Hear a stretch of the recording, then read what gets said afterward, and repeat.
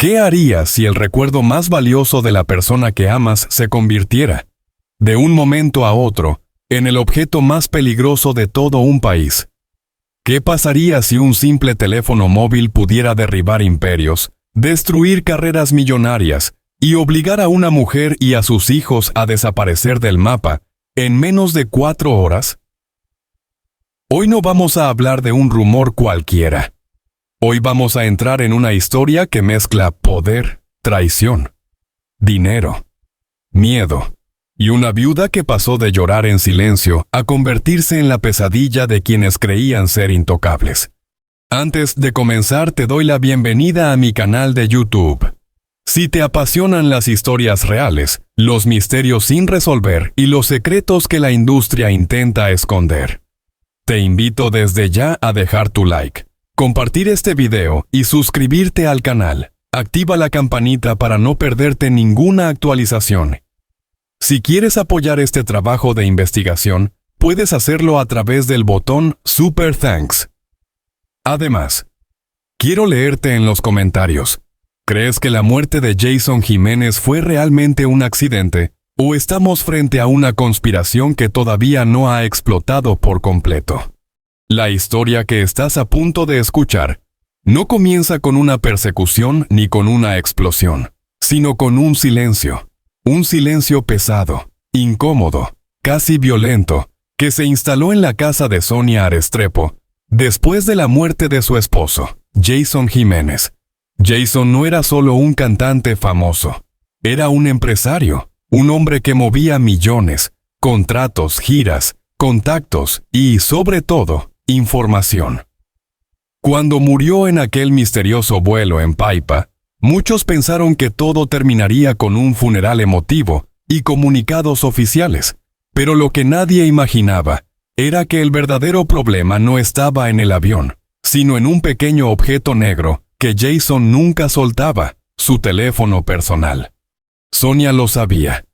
Durante años había visto a su marido proteger ese dispositivo como si fuera parte de su cuerpo.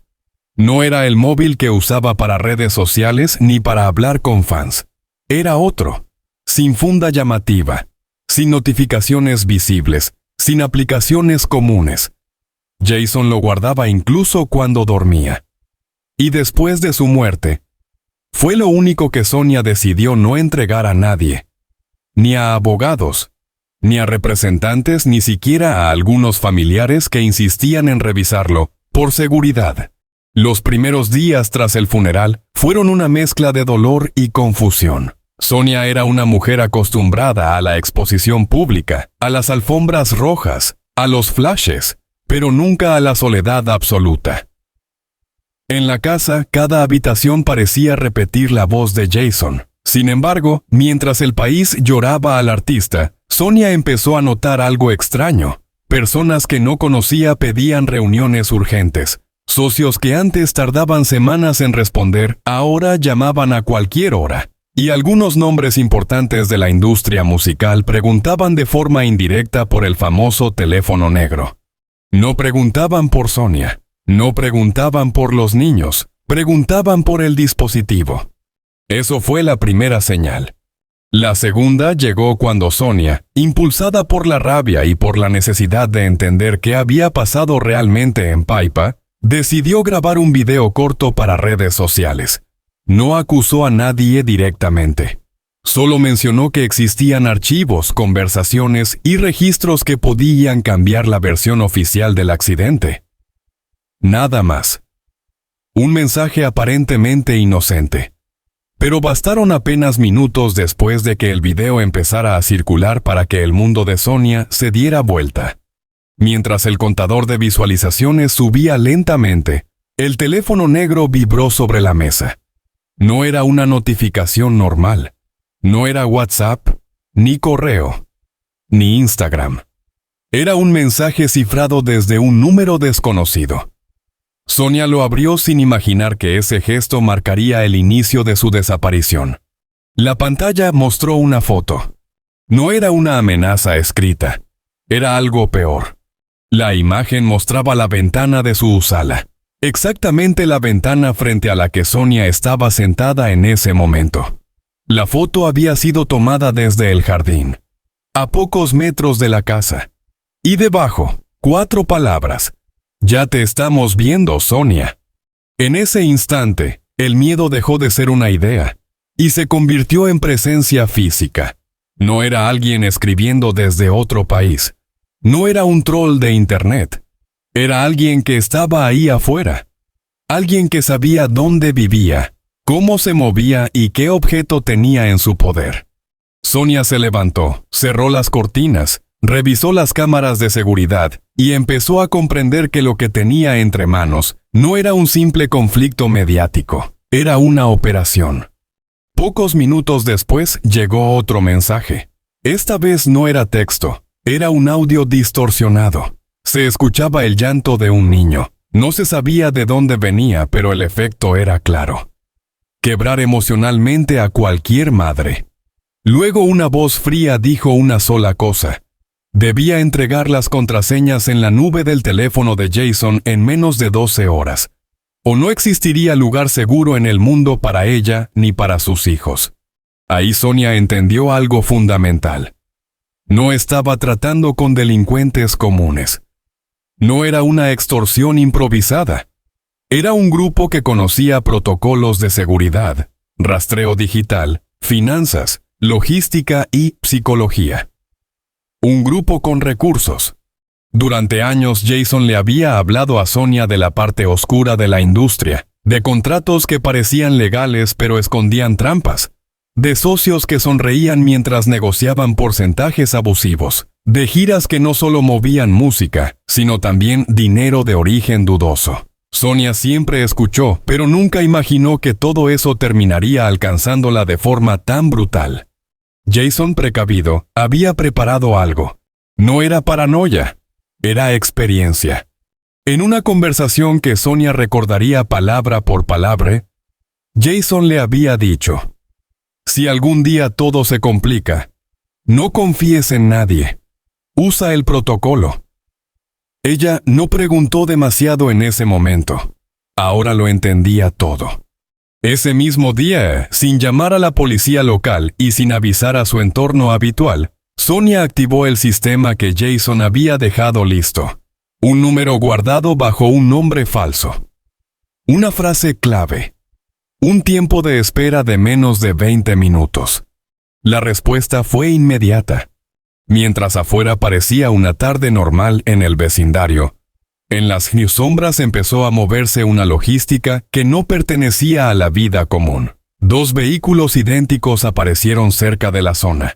Personal que no vestía uniforme, pero se movía con disciplina militar, comenzó a asegurar perímetros sin llamar la atención. No eran amigos, no eran fans. Era seguridad privada de alto nivel. Pero Sonia no salió por la puerta principal. Eso es lo que muchos no saben.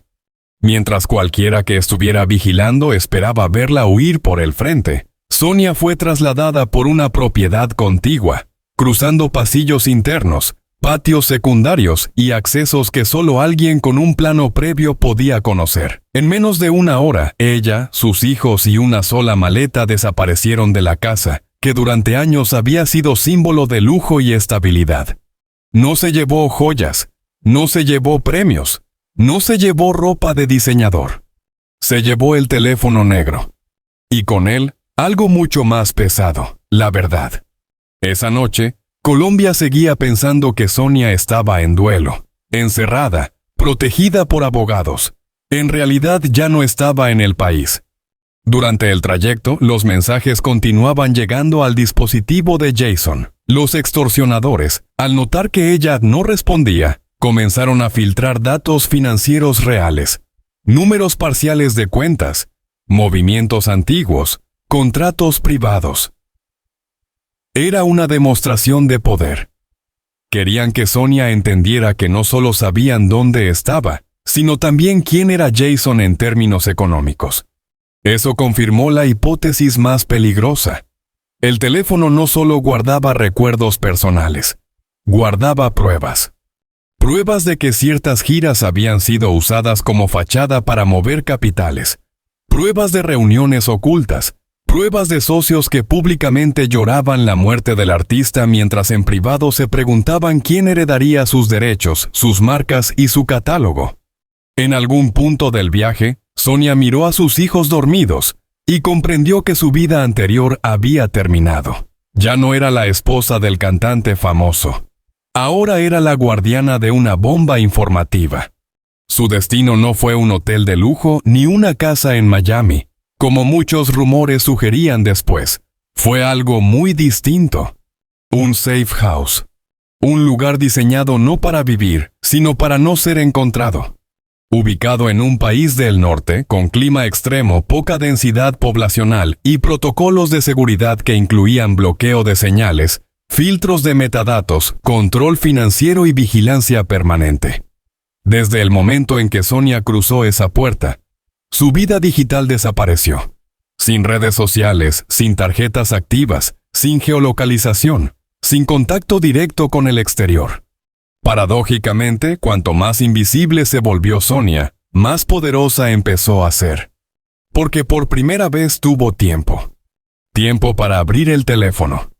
Tiempo para escuchar los audios que Jason había grabado, sin saber si algún día serían pruebas judiciales. Tiempo para ver los videos internos del avión. Tiempo para unir piezas que, separadas, parecían casualidades, pero juntas formaban un patrón inquietante. Sonia no estaba solo escondiéndose.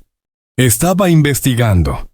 Y lo que encontró en los primeros días fue suficiente para confirmar que la versión oficial del accidente en Paipa tenía más agujeros que respuestas. Registros de mantenimiento alterados. Conversaciones cifradas antes del vuelo. Contactos con personas que tenían acceso directo al hangar. Y sobre todo, silencios estratégicos de gente que antes llamaba a Jason todos los días. En ese punto, Sonia dejó de actuar como una viuda asustada y empezó a pensar como una analista. Cada archivo era revisado. Cada audio era limpiado. Cada imagen era ampliada. No por venganza inmediata, sino por supervivencia. Porque Sonia entendió algo esencial. Mientras ella tuviera el teléfono, no podían tocarla fácilmente. Pero si lo perdía, su destino sería el mismo que el de Jason. Y así, en menos de 24 horas, una mujer que caminaba por alfombras rojas pasó a vivir bajo concreto, nieve y silencio. No para huir, sino para preparar el contraataque. Si esta historia ya te está sorprendiendo, recuerda apoyar el canal con un like, compartir este video y suscribirte para no perderte las próximas partes. Activa la campanita y, si quieres ayudarnos a seguir investigando, el botón Super Thanks está disponible. Y ahora dime en los comentarios, ¿crees que Sonia es solo La primera noche de Sonia Restrepo fuera de Colombia no fue una noche de descanso. Fue una noche de reconstrucción mental. Mientras sus hijos dormían por agotamiento en un lugar que no entendían, ella permanecía sentada frente a una mesa metálica, con una lámpara blanca encima, y el teléfono negro de Jason apoyado como si fuera una reliquia peligrosa. Afuera, el viento del norte golpeaba las paredes del refugio. Adentro, Sonia comenzaba a comprender que su enemigo no era una persona, sino un sistema. Cuando los especialistas de seguridad activaron el aislamiento total del Safe House, Sonia perdió algo que había tenido toda su vida: identidad pública. Su nombre no podía circular. Sus tarjetas quedaron bloqueadas. Sus dispositivos personales fueron destruidos o sellados. Cada comunicación pasaba por filtros que eliminaban metadatos, su ubicación, tiempo real y huellas digitales. En ese entorno, Sonia dejó de ser celebridad y se convirtió en archivo. Pero fue precisamente ahí donde empezó la verdadera investigación. El primer paso fue abrir el teléfono de Jason sin alertar a nadie. El dispositivo no funcionaba como un móvil común. Tenía capas de seguridad que no aparecían en la pantalla. Doble sistema operativo, aplicaciones ocultas, cifrado por huella y por patrón dinámico. Jason no era paranoico. Jason estaba preparado. Sonia, acompañada por 2 analistas digitales del equipo que la protegía, comenzó a extraer datos.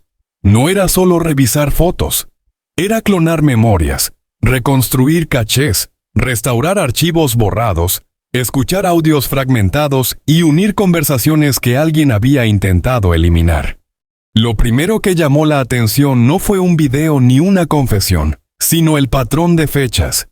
Días antes del vuelo a Paipa, Jason había incrementado su actividad cifrada. No hablaba de música, no hablaba de conciertos, hablaba de contratos, porcentajes, licencias, marcas, giras internacionales y algo más delicado, movimientos de capital que no coincidían con lo declarado públicamente. En varios audios, Jason mencionaba que algunos shows no solo transportaban equipos, sino también cargas paralelas. No usaba la palabra dinero directamente. Usaba códigos. Eso ya era extraño.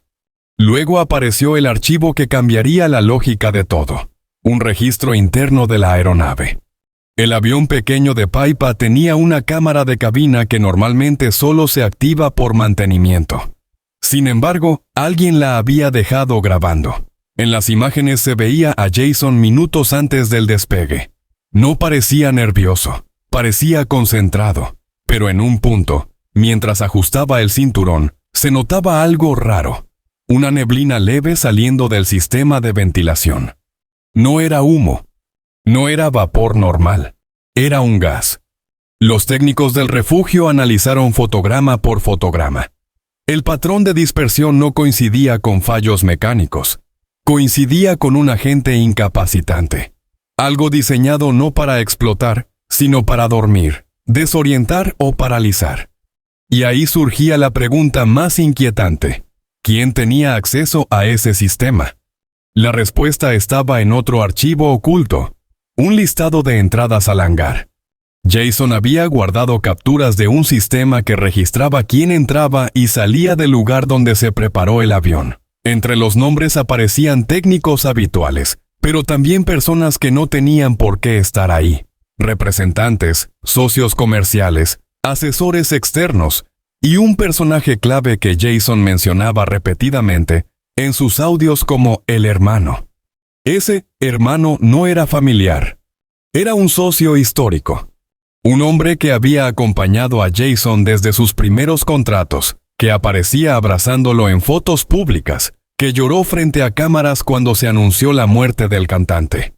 Pero en el teléfono, Jason hablaba de él con otro tono. En uno de los audios restaurados, Jason decía, «Me quieren quitar la mitad de todo. Si no firmo, me bloquean. Si firmo, me pierdo a mí mismo». Ese audio fue grabado apenas 72 horas antes del vuelo. Sonia escuchó esa frase una y otra vez. No era un artista preocupado por una gira. Era un hombre que se sentía cercado. El segundo bloque de información que Sonia encontró fueron capturas de reuniones virtuales. Jason había activado grabación automática en una aplicación que no aparecía en el menú normal del teléfono. En esas imágenes, varios ejecutivos del entretenimiento discutían escenarios futuros si Jason no estaba disponible. No hablaban de su salud, hablaban de reparto de marcas, catálogos, contratos de imagen y control de giras. Lo aterrador no era el contenido económico. Era el tiempo. Esas reuniones ocurrieron antes del accidente. Eso transformaba una tragedia en premeditación. Sonia empezó a trazar un mapa. Cada nombre, cada empresa, cada conexión. No lo hacía con rabia inmediata, sino con lógica. Sabía que acusar sin estructura solo la pondría en mayor peligro. Mientras tanto, los ataques no paraban. Desde el exterior, alguien intentaba acceder a los servidores del refugio, no con virus simples, sino con técnicas de intrusión silenciosa. Ingeniería social, suplantación de certificados, falsos protocolos de actualización. El mensaje era claro. Querían el teléfono o querían borrar lo que Sonia ya había encontrado. Pero el equipo de seguridad tenía una ventaja. Jason había financiado esa protección años antes. En los archivos apareció un contrato que Sonia nunca había visto. un fondo de contingencia administrado por una empresa privada internacional. Jason lo había creado con una sola cláusula. Si él desaparecía, su familia debía volverse invisible. Eso explicaba por qué Sonia estaba protegida por personas que no hacían preguntas sentimentales, solo técnicas. En el refugio, Sonia no vivía. Sonia trabajaba. Cada mañana revisaba audios. Cada tarde reconstruía cronologías. Cada noche miraba los videos familiares de Jason para recordar por qué no podía rendirse. Pero hubo un hallazgo que lo cambió todo, el llamado Documento Cero. No era un PDF. Era una carpeta cifrada con un nombre simple, Inmortal. Dentro había 3 cosas. Un video de cabina completo, una conversación privada de Zoom y un audio de reloj inteligente. El video ya lo conoces. La neblina, el panel, Jason mirando algo que no debería estar ahí. La reunión de Zoom era peor. En ella aparecían figuras reconocibles del negocio musical colombiano y latinoamericano. No se puede decir nombres aquí, pero eran rostros que el público asocia con premios, filantropía y discursos éticos. En la grabación hablaban de porcentajes post-Jason, de cómo mover contratos a empresas pantalla y de quién quedaría como heredero comercial si el vuelo salía mal. No lo decían como hipótesis, lo decían como plan. Sonia sintió frío, no solo por el clima, por la traición. El tercer archivo era un audio grabado por el smartwatch de Jason. Dura 45 segundos. En él se escucha respiración alterada, ruido del motor y una frase que todavía hoy no se ha hecho pública completa, pero una parte fue suficiente para que Sonia entendiera todo. Jason menciona un nombre y dice, él autorizó esto. Ese nombre conecta con uno de los socios que tuvo acceso al hangar. Con el hermano. Ahí Sonia dejó de dudar. La muerte de Jason no fue un accidente. Fue una negociación fallida convertida en eliminación. A partir de ese momento, Sonia tomó una decisión estratégica. Si ellos podían borrar pruebas, ella debía multiplicarlas. El documento cero fue copiado y enviado a 3 servidores internacionales, uno en Suiza, uno en Singapur y uno en Estados Unidos. Cada copia con un sistema automático. Si Sonia perdía comunicación vital o si el refugio era vulnerado, los archivos se publicarían en múltiples plataformas. Era un seguro de vida digital, pero también una declaración de guerra silenciosa. Paralelamente, Sonia empezó a comunicarse con fiscales internacionales. No con comunicados públicos, sino con canales cifrados vía satélite. Entregó fragmentos, no todo, probaba lealtades. Y en ese proceso apareció una figura inesperada. Un ex guardaespaldas de uno de los empresarios implicados. Este hombre, bajo amenaza de su propio jefe, había decidido huir. Sabía cosas. Había escuchado órdenes. Había visto movimientos extraños la semana del vuelo. Confirmó que alguien pidió acceso especial al hangar para revisar ventilación. No era mantenimiento rutinario. Era intervención. Su testimonio coincidía con los archivos de Jason. Coincidía con los horarios. Coincidía con los nombres. Sonia empezó a unir puntos que ya no podían ser ignorados. Mientras tanto, en la red oscura empezaron a circular recompensas, no por Jason, por Sonia. Querían una foto actual. Querían una ubicación. Querían el teléfono. Pero Sonia no se mostraba. Solo enviaba pequeñas señales desde cuentas de terceros. Fragmentos, frases, símbolos que confirmaban que seguía viva y que el teléfono seguía con ella. Eso desesperaba a sus enemigos. Porque el poder de Sonia ya no estaba en su cuerpo. Estaba en la información. Ella no huía para salvarse. Huía para ganar tiempo. Tiempo para ordenar el expediente que podía enviar a prisión a personas que durante años parecieron intocables. En ese punto, Sonia ya no era la viuda del cantante. Era la administradora de la verdad de Jason Jiménez. Y lo que aún faltaba por descubrir era incluso más peligroso que todo lo que ya había visto. Si esta parte te está haciendo pensar diferente sobre el caso, recuerda apoyar el canal con tu like, compartir el video y suscribirte. Activa la campanita para no perderte ninguna actualización. Y, si quieres respaldar esta investigación, puedes hacerlo con el botón Super Thanks. Cuéntame también en los comentarios. ¿Crees que alguien tan poderoso puede realmente caer cuando la verdad empieza a filtrarse? ¿Qué ocurre cuando una mujer perseguida por una red invisible decide dejar de huir y empieza a pensar como sus enemigos? En el silencio controlado de la casa segura, lejos de Colombia, Sonia Restrepo comprendió que su verdadero refugio no eran los muros ni los guardias armados, sino la información que llevaba consigo. El teléfono negro de Jason ya no era solo un recuerdo doloroso. Se había convertido en un mapa hacia la verdad y, al mismo tiempo, en una bomba que podía estallar en cualquier momento. Cada madrugada, cuando el edificio aún dormía, Sonia encendía uno de los equipos aislados de Internet. Allí trabajaba con técnicos que no conocían su nombre real, personas contratadas por intermediarios internacionales cuya única misión era leer datos sin hacer preguntas. El teléfono había sido modificado por Jason con un sistema de compartimentos ocultos, capas de archivos que solo se abrían si se introducían secuencias de tiempo, sonido y presión sobre la pantalla. No era paranoia. Era la forma en que Jason protegía información que sabía que podía costarle la vida. Los primeros análisis revelaron algo inquietante. Registros de llamadas que nunca aparecieron en las facturas oficiales, conexiones a antenas privadas y grabaciones ambientales activadas, incluso cuando el teléfono parecía apagado. Jason había dejado el micrófono funcionando durante reuniones que él mismo fingía que no existían.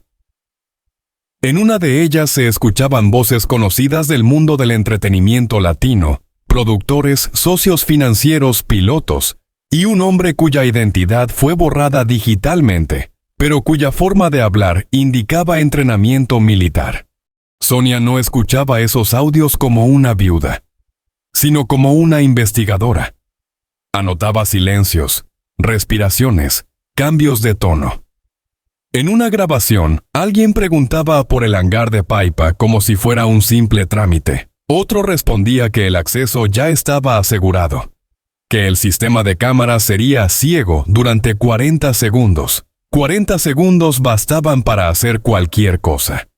Al revisar los videos internos del teléfono, Sonia encontró algo aún más perturbador. Jason había grabado, sin que nadie lo supiera, parte del interior del hangar días antes del vuelo. En una esquina casi invisible, se veía a un técnico manipulando una válvula que no pertenecía al sistema normal del avión.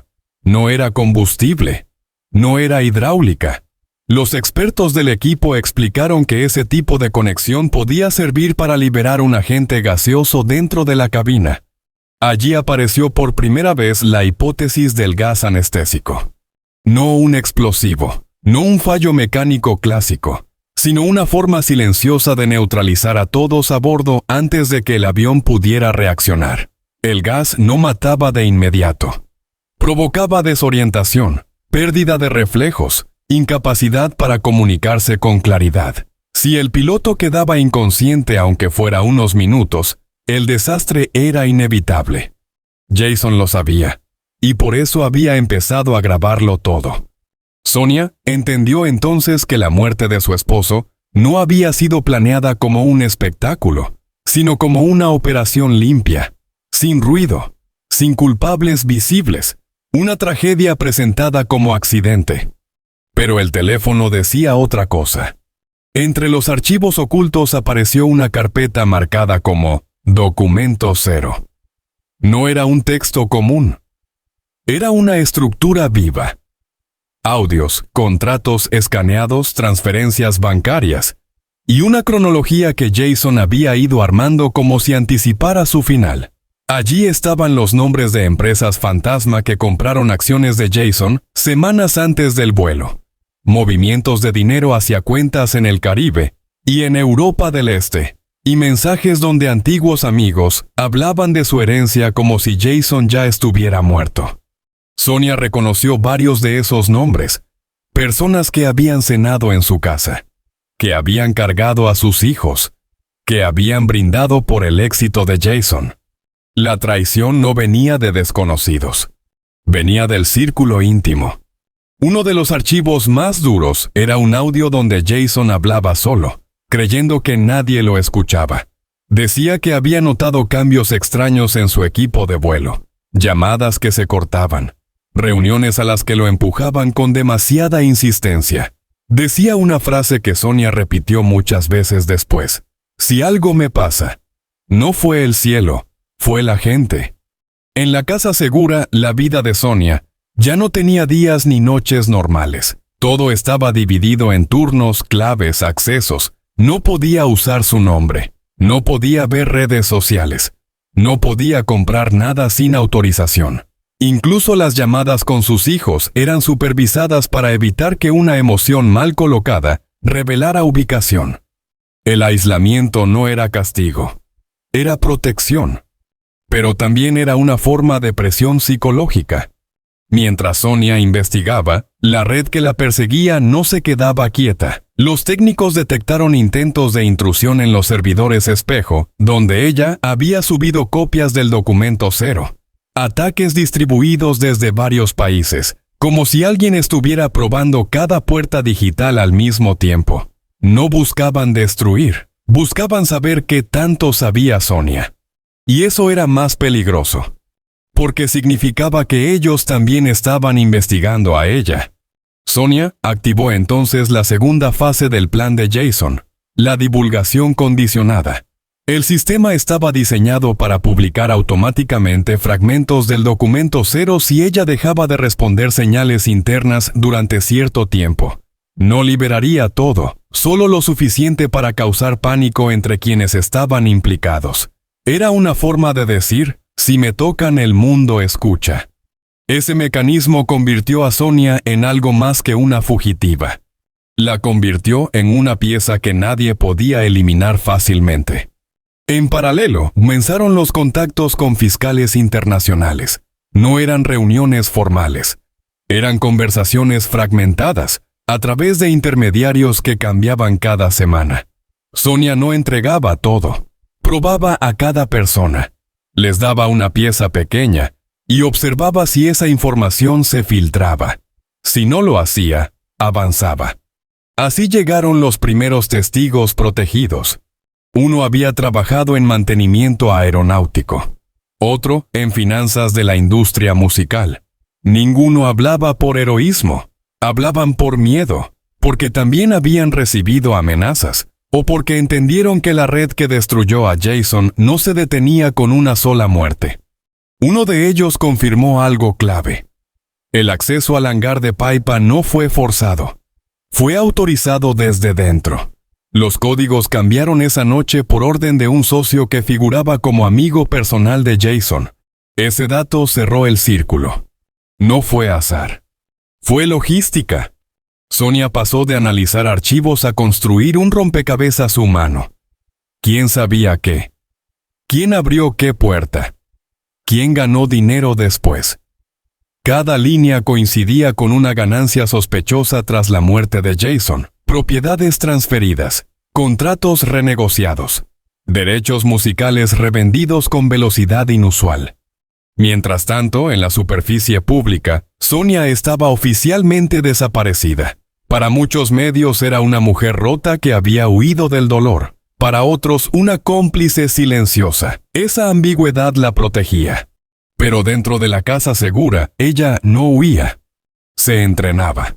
Aprendió protocolos legales, comunicación de crisis, análisis de metadatos, incluso control emocional bajo interrogatorio. Ya no reaccionaba como esposa, pensaba como testigo clave en una guerra invisible.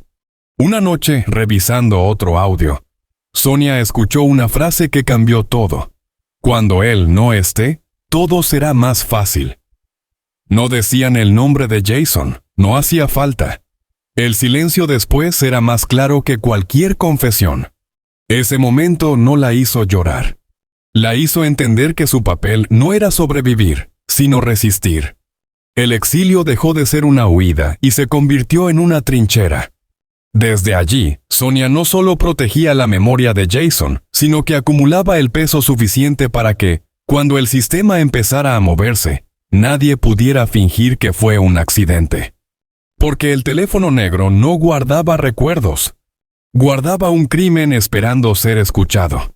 Hay momentos en los que la historia deja de pertenecer a quienes la escribieron y pasa a manos de quienes se atreven a contarla. Para Sonia Restrepo, ese instante llegó cuando comprendió que el exilio no podía ser eterno, y que el silencio ya no protegía, sino que favorecía a quienes habían convertido la muerte de Jason Jiménez en una operación de poder.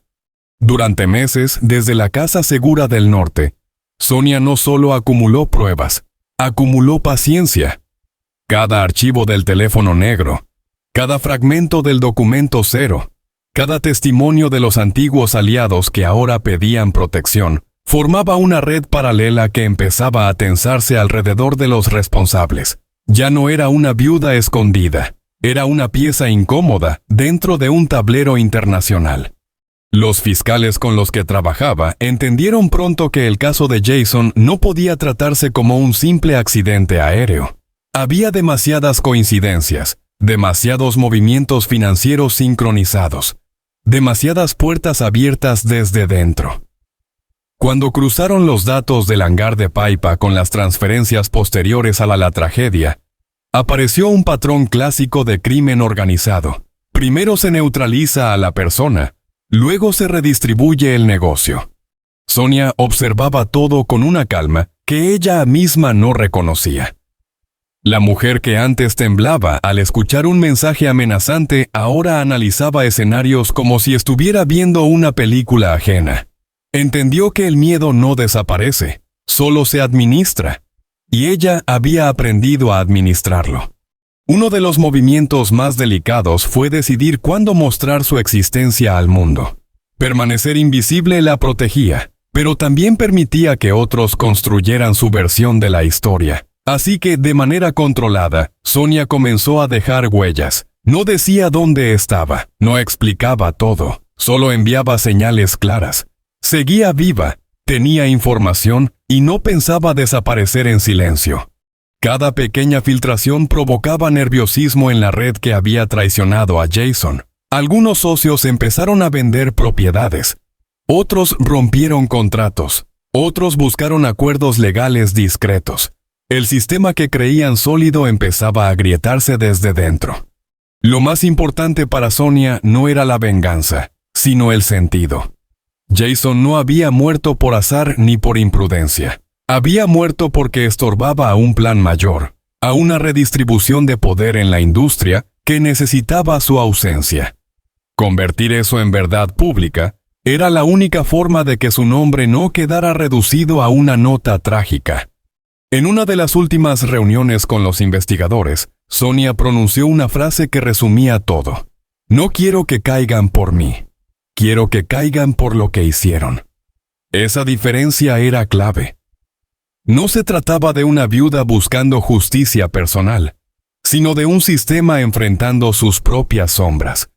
Mientras tanto, sus hijos crecían en un entorno extraño, lejos de Colombia, aprendiendo que su apellido no solo era una herencia artística, sino también una historia inconclusa. Sonia sabía que algún día tendría que explicarles por qué su vida cambió de un momento a otro. Por ahora, su misión era que cuando ese día llegara, pudiera decirles que no huyó, que resistió. El teléfono negro, que al principio parecía un objeto maldito, terminó convirtiéndose en un archivo vivo. No contenía solo audios y videos, sino la arquitectura de un engaño cuidadosamente construido. Cada dato conectaba a otro, y cada conexión desmontaba un poco más la versión oficial del accidente. La historia de Sonia Restrepo no es solo la de una mujer perseguida, es la de alguien que pasó del dolor a la estrategia, del silencio a la palabra, del miedo a la decisión. En un mundo donde el poder suele esconderse detrás de contratos y sonrisas públicas, ella eligió mirar detrás del escenario. Y quizás lo más inquietante de todo, no es lo que ya se descubrió, sino lo que aún permanece guardado. Porque si algo enseñó el teléfono negro, es que los secretos no desaparecen, esperan a que alguien tenga el valor de escucharlos. Si esta historia te hizo pensar, cuestionar o mirar distinto las noticias que parecen simples accidentes, te invito a apoyar este canal. Suscríbete, activa la campanita para no perderte las próximas investigaciones, comparte este video y, si quieres ayudar a que sigamos profundizando en casos como este, puedes usar el botón de Super Thanks. Déjanos también tu opinión en los comentarios. ¿Crees que la muerte de Jason fue realmente un accidente o el inicio de algo mucho más grande? Tu punto de vista también forma parte de esta conversación. Gracias por acompañarnos hasta aquí. La verdad siempre encuentra una manera de salir a la luz.